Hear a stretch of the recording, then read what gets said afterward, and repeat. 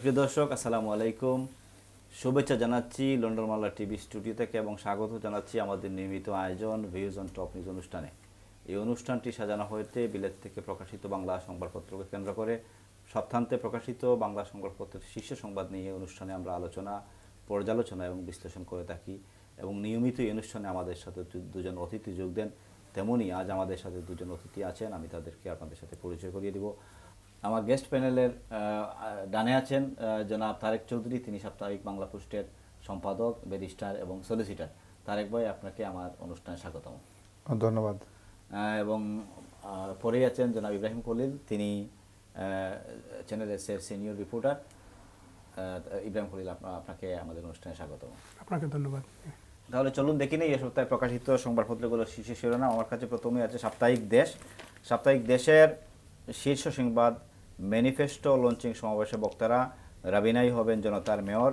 এবং সাপ্তাহিক দেশের দ্বিতীয় পেজের লিড হেডিংটি হচ্ছে, মুখ খুললেন বারাক ওবামা, রোহিঙ্গাদের বিরুদ্ধে বৈষম্য বন্ধ করতে হবে। এই ছিল সাপ্তাহিক দেশের শীর্ষ সংবাদ। এরপরই আছে সাপ্তাহিক জনমত। সাপ্তাহিক জনমতের শীর্ষ সংবাদ, 11 জুন টাওয়ার হ্যামলেটসে মেয়র উপনির্বাচন, প্রচারণা তুঙ্গে, এলড়াই ইজ্জতের। এই ছিল সাপ্তাহিক জনমতের সংবাদ শিরোনাম।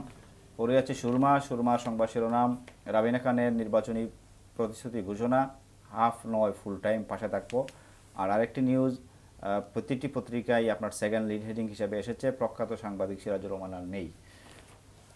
এরপরে আছে সাপ্তাহিক লন্ডন বাংলা।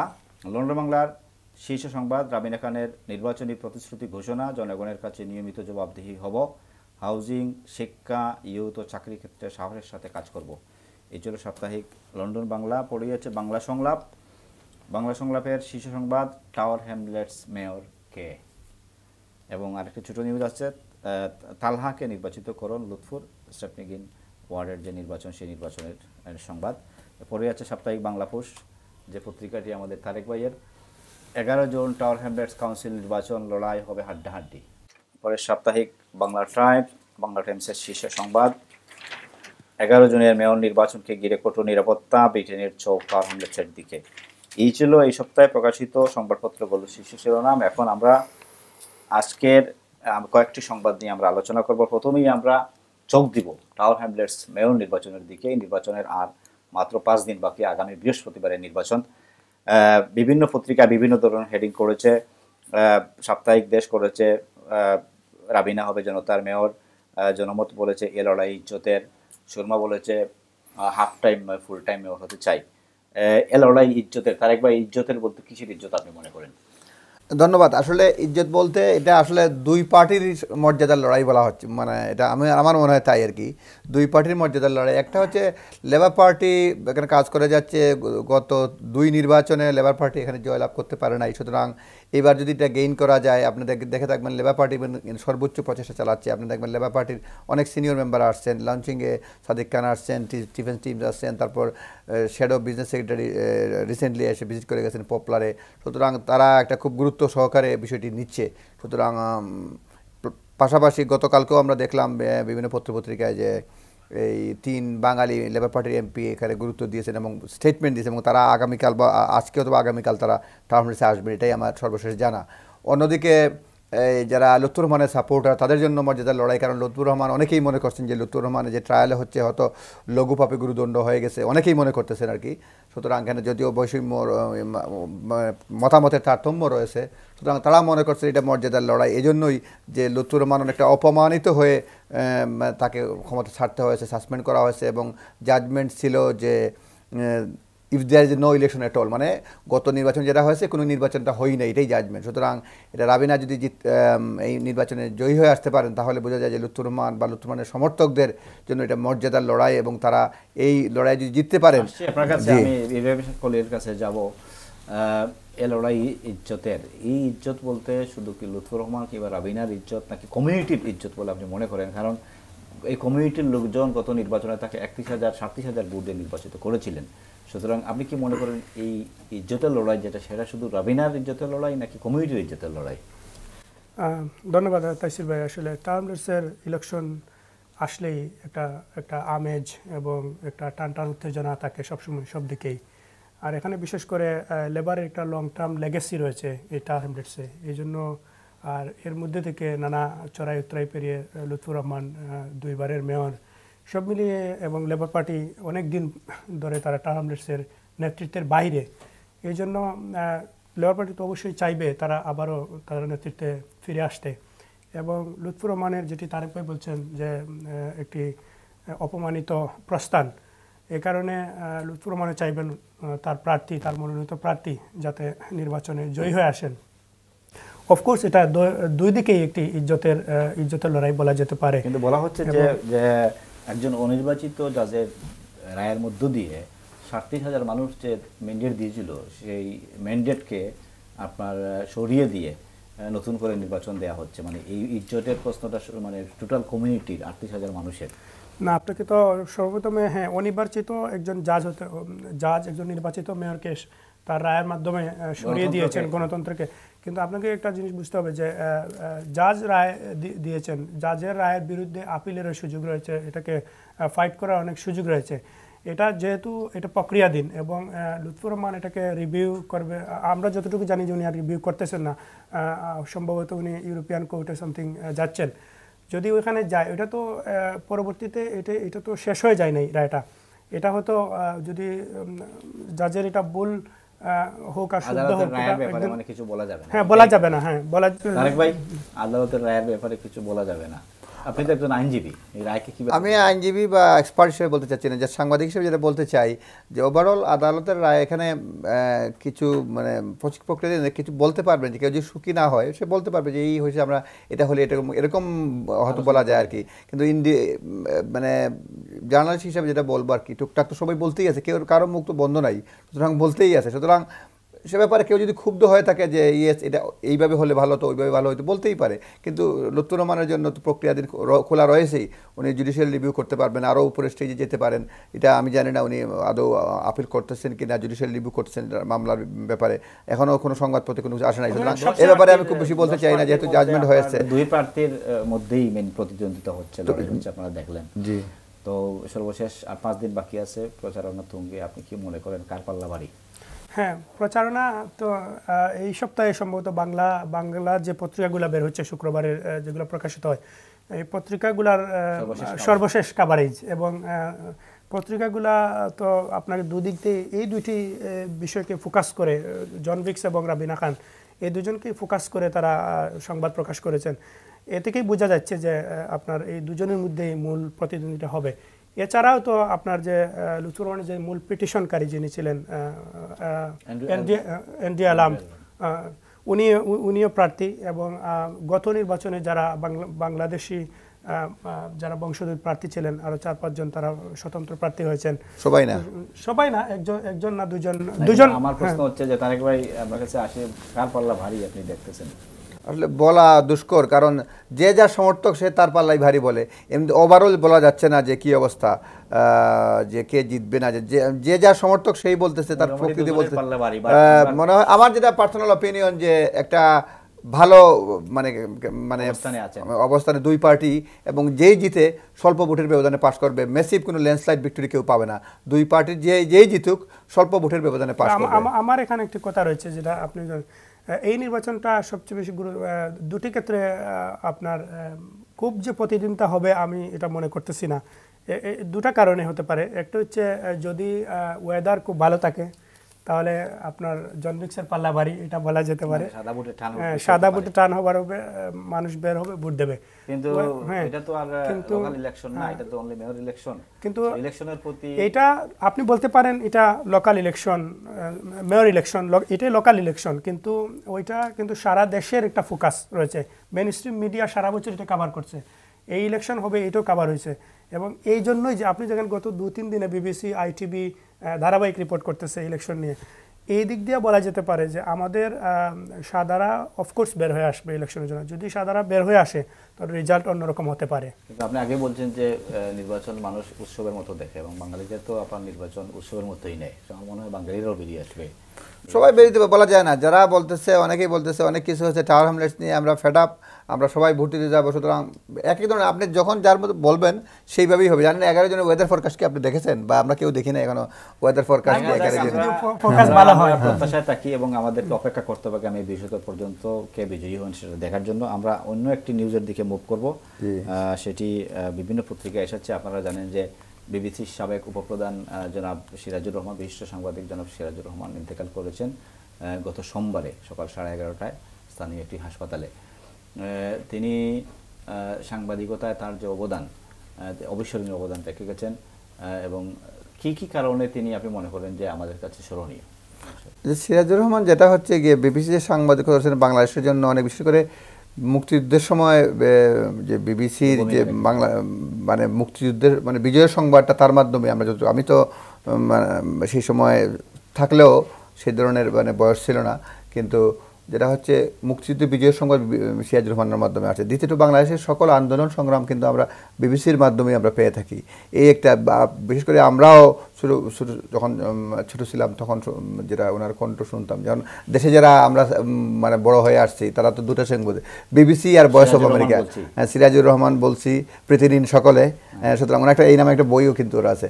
আমার পার্সোনালি হচ্ছে আমার সৌভাগ্য যে সিরাজুর রহমানের সময় খুব বেশি না হলেও মানে অকেশনালি দেখা করার সুযোগ হয়েছে, কথাবার্তা। উনি খুবই অমায়িক এবং ছোটো বড়ো সবাইকে কিন্তু আপনি করে বলতেন এবং খুবই অমায়িক। যে কোনো সাহায্যের জন্য গেলে, যে কোনোভাবে গেলে উনি কিন্তু হেল্প করতেন। এই হেল্পটা পাওয়া গেছে মানে বিশেষ করে, এবং স্নেহ করতেন। না, আমি তো আমার বেসিক্যালি আমার কোনো অভিজ্ঞতা নেই, ওনার সাথে আমার কোনো সাক্ষাৎ হয় নাই কোনোদিন, কিন্তু যতটুকু আমি সংবাদপত্রের মাধ্যমে আমি ওনার মৃত্যুর সংবাদটা আমি আমার টেলিভিশনে আমি কভার করেছি। যতটুকু আমরা স্ক্রিপ্ট করতে গিয়ে দেখলাম যে ওনার যে একটা বর্ণাঢ্য জীবন এবং সাংবাদিকতার একটা যে বিশাল ব্যাপ্তি, বিশেষ করে ওনাকে বলা হচ্ছে বিবিসির খ্যাত সাংবাদিক। এবং বিশেষ দুটি বিষয়, যিনি বঙ্গবন্ধু যখন স্বাধীনতাকালীন সময়ে লন্ডনে আসছিলেন তখন উনি একান্তভাবে সাক্ষাৎকার নিয়েছিলেন, সাথে ছিলেন এই দেশের মেইনস্ট্রিম মিডিয়ার সাথে বঙ্গবন্ধুকে ফ্যাসিলিটেট করা, তার ইন্টারভিউ করা, এগুলো উনি সমন্বয় করতেন। এবং উনি একমাত্র সমাজ যিনি বঙ্গবন্ধুকে মুজিব ভাই বলে ডাকতেন। হ্যাঁ, এবং সম্পর্ক ছিল, এবং স্বাধীনতার মুজিব ভাই অনেকেই ডাকতেন, অনেকেই ডাকতেন। প্রবাসী একমাত্র বিলেতের মানুষ বাংলাদেশ স্বাধীন হয়েছে এই খবরটি ওনার কণ্ঠেই শুনতে পেয়েছিলেন। এটা আমার কাছে অনেক গর্বের মনে হয়েছে। যে আমরা ফিরে আসবো, আমরা একটা বিজ্ঞাপনে যাচ্ছি, আমরা পরে আরো আলাপ করবো ব্যাপারে। সুপ্রিয় দর্শক, যাচ্ছি একটি বিজ্ঞাপন বিরতিতে, আমাদের সাথেই থাকবেন, ছেড়ে যাবেন না। ফিরে আসছি কিছুক্ষণের মধ্যেই। কুশিয়ারা ট্রাভেলস, বিমান অনুমোদিত কম খরচে এয়ার টিকেট, হজ ও ওমরার জন্য বিশেষ প্যাকেজ, বিশ্বের যে কোনো দেশে মালামাল পরিবহনে কার্গো সার্ভিস, এছাড়া রয়েছে বিশ্বব্যাপী মানি ট্রান্সফারের ব্যবস্থা। Kushiyara travels, commercial road, London E1 2PS। সুপ্রিয় দর্শক, বিজ্ঞাপন বিরতির পর ফিরে এলাম ভিউজ অন টপ নিউজ অনুষ্ঠানে। এতক্ষণ আমাদের সাথে সঙ্গে থাকার জন্য আপনাদেরকে অনেক অনেক ধন্যবাদ। বিরতির পূর্বে আমরা বিশিষ্ট সাংবাদিক জনাব সিরাজুর রহমানের জীবনাবসানের সংবাদটি নিয়ে আমরা আলোচনা করছিলাম। এখন আমরা অন্য একটি সংবাদের দিকে মুভ করব। আমরা এবার লিডসের দিকে যাব। আপনারা জানেন যে গত সপ্তাহে একটা ঘটনা ঘটেছে যে একটি কমিউনিটি সংগঠনের মধ্যে, দু গ্রুপের মধ্যে সংঘর্ষে কমপক্ষে এখানে 6 জন আহত হয় এবং 13 জন মানুষ গ্রেপ্তার হয়েছেন। এই ধরনের ঘটনা কিন্তু নজিরবিহীন, যে পুলিশ নর্মালি এতজন লোককে কোনো কমিউনিটি সংগঠনের সংঘর্ষের জন্য গ্রেপ্তার করে না। এটা বিভিন্নভাবে এই ধরনের ঘটনা আমাদের বাঙালি কমিউনিটির ইমেজ নষ্ট করছে। এ সমস্ত ঘটনা থেকে আমাদের কমিউনিটি কীভাবে বেরিয়ে আনা যায় এবং কীভাবে তারা বেরিয়ে আসতে পারেন বলে মনে করেন তারেক ভাই? আমার তো রাগ হচ্ছে, মনে হয় মাঝে মাঝে মনে হয় বলি যে এই সরকার যদি সব বেনিফিট বন্ধ করে দিত আর কাজ ছাড়া কোনো ধরনের গতি দিত না, তাইলে এই ধরনের মারামারি সুযোগ থাকতো না। বেনিফিট অনেকেই পায় তো, আর আরামসে ইয়ে করে অনেকগুলি। যাই হোক, এগুলি আমি বলতে চাই না। যেটা হচ্ছে কি, এগুলির জন্য আমাদেরকে সহনশীল হতে হবে, মানে দেখতে হবে যারা বিভিন্ন ধরনের কমিউনিটি সংগঠন চালান তারা আইনের মধ্যে থাকতে হবে। আমরা সবসময় আইন, বিশেষ করে আমরা বিধানিং আরেকটা 13 জনের গ্রেফতার হয়েছে, আমি বলছি না আমাদের 13তেই পড়ছে। ওই গত সপ্তাহে দেখছিলেন যে রেড ব্রিজে একটা জালিয়াতি হয়েছে, সেইখানেও কিন্তু 13 জন গ্রেফতার হয়েছে। ওই আনলাকি 13 আমাদের লাগাল পাইছে। মূল কথাটা হচ্ছে কি, আমরা এদেশে আসার পরে আমাদের এখানে যে ভ্যালুজ, এই ভ্যালুজগুলি কাজে লাগাই না। আমরা দেশের values, আমরা বাংলাদেশের culture হ্যাঁ, টেনে নিয়ে আসি। আমরা এখানে টেনে নিয়ে আসছি এবং এটা খুবই দুঃখজনক। আমরা মেইন স্ট্রিমে আমাদের জন্য বদনাম হচ্ছে, আমাদের মধ্যে আমাদের মাথা হেট হয়ে আছে। ডেইলি মিলে এত বড় একটা হেডলাইন দিয়েছে, আরেকটা পত্রিকা শুনছি, ডেইলি মিলটা আমি নিজে দেখেছি, ভিডিও আছে, হাজার হাজার লোক দেখেছে, মানে প্রায় 2 মিলিয়ন মনে হয় লোক বা 2 লক্ষ লোক দেখে ফেলছে। সুতরাং আমার মনে হয় এটা একমাত্র যারা জড়িত রয়েছেন বিভিন্ন কমিটিতে দয়া করে একটু আল্লাহকে ভয় পাবেন, আইনকে ভয় পাবেন, আর ভ্যালুসটা থেকে করবেন। আপনি যারা মারামারি করছেন আপনাদের সন্তানকে কি বলবেন যে আমি কমিটির ক্ষমতার জন্য মারামারি করছি? একটু এদিকে দেখা উচিত, আমাদের সচেতন হওয়া উচিত, শিক্ষিত হওয়া উচিত। Can you add লিডসের এই ঘটনা আসলে খুবই দুঃখজনক। যেটি আমি একটা কথা সবসময় বলি আপনাদের যে শ্বশুরালয় বোধহয় লিডসে নাকি? না, লিডস আমার শ্বশুরালয় আপনার ম্যানচেস্টার। লিডস হচ্ছে আরেকটি ইয়ে, যেটা হচ্ছে যে আপনি দেখবেন যে এই কমিউনিটি সংগঠনগুলো, হ্যাঁ, হতে পারে আমাদের কিছু কিছু অর্গানাইজেশন আমাদের কমিউনিটির জন্য, আমাদের বাংলাদেশি ভ্যালুজের জন্য অনেক কার্যকর ভূমিকা পালন করতেছে। আপনি যদি মনে করেন কারি ইন্ডাস্ট্রি নিয়ে যারা কাজ করতেছে তারা ভালো করতেছে, আমাদের আমাদের আমাদের দেশকে রিপ্রেজেন্ট করতেছে অনেক কিছু। কিন্তু এই যে ছোটো ছোটো অর্গানাইজেশন, এই বাজার সমিতি, সেই বাজার সমিতি, সেই এইগুলা করে আমি জানি না কতটুকু, যারা করেন তারাই ভালো জানেন, মানে তারা কি ফায়দা হাসিল করেন এখান থেকে। সংগঠনের মধ্যে এলাকায় তারা কিছু কিন্তু কাজ আপনি করে। দেখেন তারা যদি সত্যিকার অর্থেই বাংলাদেশি ভ্যালুজ এবং বাংলাদেশি কমিউনিটির জন্য কাজ করতেন, আজকে আপনি জানেন বাংলা ল্যাঙ্গুয়েজ এখানে একটা হুমকির মুখে। বাংলা ল্যাঙ্গুয়েজ আপনার প্রায় বন্ধ এবং কারিকুলাম থেকে তারা উঠিয়ে দিতে চাচ্ছে, ন্যাশনাল এডুকেশন কারিকুলাম থেকে। কিন্তু ওইটা নিয়ে কারো কোনো সে আছে, তারা নিজেরা জানেও না এটা যে বন্ধ হয়ে যাচ্ছে। কিন্তু তারা কি জন্য ঝগড়া করে, যেটি হচ্ছে তাদের কমিটিতে সভাপতি থাকবে না, সেক্রেটারি থাকবে না, ইয়ে থাকবে, এগুলো নিয়ে। কিন্তু প্রকৃত ইস্যুতে কারো কোনো যেভাবে হয় সেভাবে এই সংগঠনগুলো আমরা মনে করি যে এগিয়ে আসবে। আমরা অন্য নিউজের দিকে মুভ করব।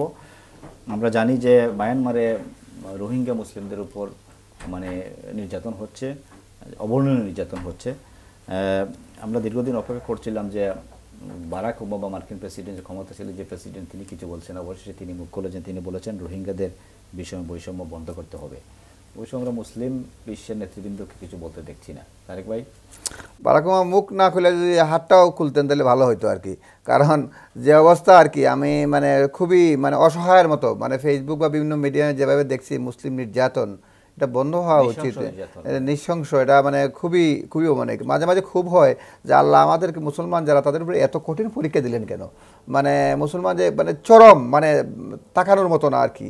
অসহায় মানুষ, কিছু মানুষ সাগরে ভাসতেছে, কেউ মানে বাচ্চাদেরকে ধরে ধরে মানে বিশেষ করে কাটা হচ্ছে, মানে বলার মতো না আর কি।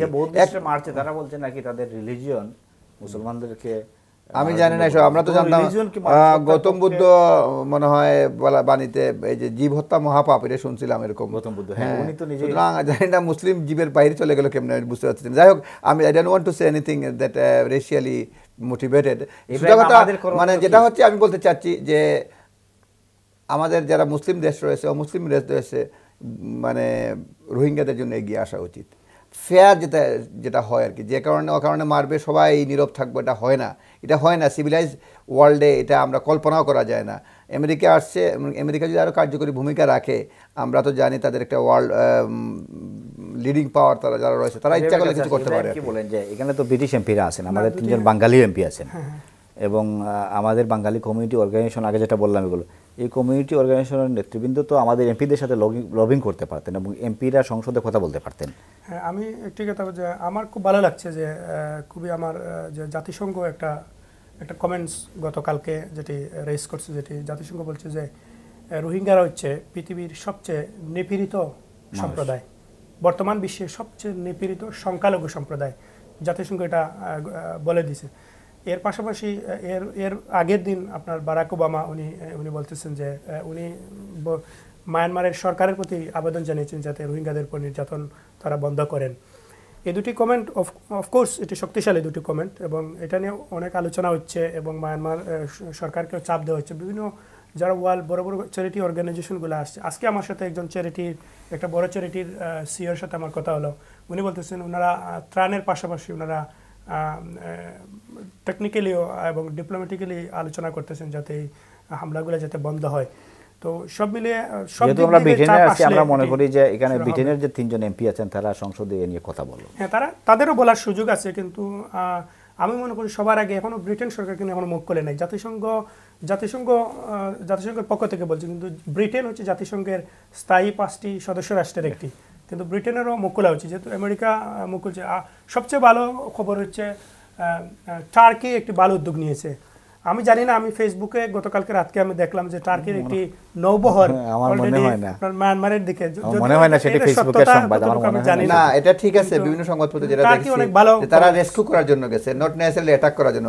ফেসবুকে যারা বলতেছে যে অ্যাটাক করার জন্য না, যারা সাগরে ভাসমান বা বিপদে আছে তাদের রেস্কিউ করার জন্য একটা জাহাজ পাঠিয়েছে, এটা বিভিন্ন সংবাদপত্রে আসছে। তুরস্কের ইদানিং আপনার নিপীড়িত মানুষের, not for Muslim or Hindu আর বৌদ্ধ, কিন্তু তুরস্কের একটি নীতি আমার কাছে খুব ভালো লাগছে। তারা কিন্তু নিপীড়িত মানুষের পক্ষে স্ট্রং ভয়েস রেজ করতেছে এবং তারা সাহায্যে এগিয়ে যাচ্ছে। তুরস্কের প্রধানমন্ত্রী যিনি ওয়াইফ, তিনিও সাথে যাচ্ছেন এরদোগানের সাথে, আমরা দেখতেছি। আমি আশাবাদী এখন বারাক ওবামা মুখ খুলেছেন, আশা করা যে ডেভিড ক্যামেরনও মুখ খুলবেন এবং পাশাপাশি আমাদের মুসলিম বিশ্ব নেতৃত্ব নাড়াচাড়া দিয়ে বসবেন।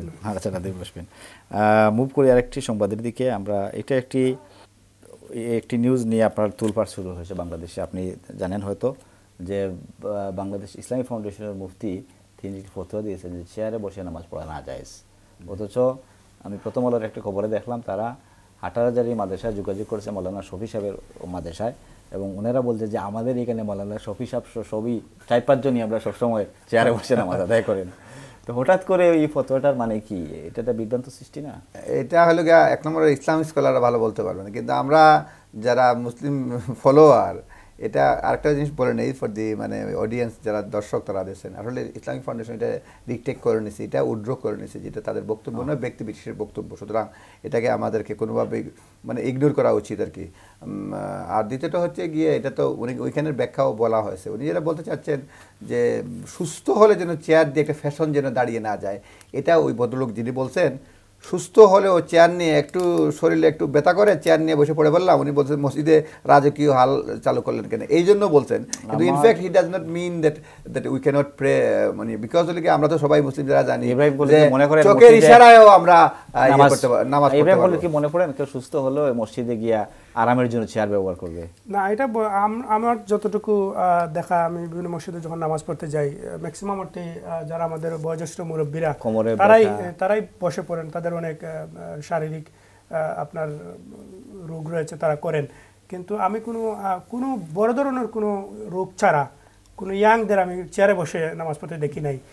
তো এবং গোটা বিশ্বেই বিভিন্ন মুসলিম দেশগুলোতে বলছেন যে ইসলামিক স্কলাররা ভালো পড়তে, এটা আমি মনে করি এদের কাছেই ছেড়ে দেওয়া আমাদের সবচেয়ে বেস্ট। আমরা এটা নিয়ে আলোচনা করে আমার মনে হয় না এ ব্যাপারে আমার কোনো, যেহেতু ইসলামিক ইফা যখন ফতোয়াটি তুলে নিছে, তাইলে বোঝা যায় যে মুফতি ফতোয়াটা দিয়েছিলেন এটা তার ব্যক্তিগত, ওটা বলা হয়েছে ইসলামিক ফাউন্ডেশন। এটা এই ধরনের মানে দায়িত্বহীন মানুষকে ইসলামিক ফাউন্ডেশন কিভাবে রাখা হয়, শেখ হাসিনাও বলতে শুনে তো তার জন্য সংসদে মানে অবাক হয়েছে যে জিনিসটি শুনে।